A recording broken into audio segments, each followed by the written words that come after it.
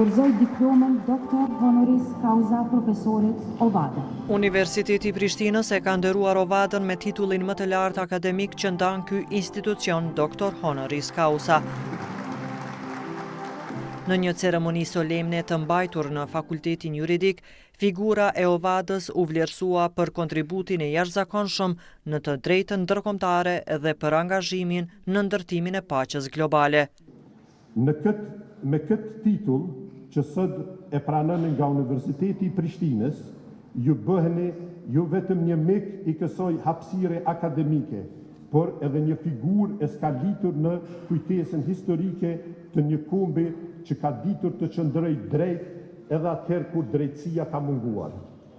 Si jurist, me ndikim të jashtëzakonshëm, profesor Ovada mbetet një burim frymëzimi për brezat të tërë studiuesish të drejtësisë në të gjithë botën, e veçanërisht në komunitetin e juristëve në Republikën e Kosovës. Nga foltorja e Universitetit të Prishtinës, Ovada ndërlidhi filozofinë dhe psikologjinë me sfidat e drejtësisë ndërkombëtare. Me gjithë përpjekjet nga njerëz dhe shtetet e ndryshme nuk është arritur ndonjë paqe qëndrueshme. Problemi i luftës nuk është thjesht politik apo ushtarak, ai boron nga mendjet e njerëzve, nga dëshira për pushtet që sfidon përpjekjen për paqe. Ovada ishte profesor në Universitetet e Tokios dhe Wasedas në Japoni dhe në Universitetet Amerikane të Harvardit, Kolumbias dhe New Yorkut.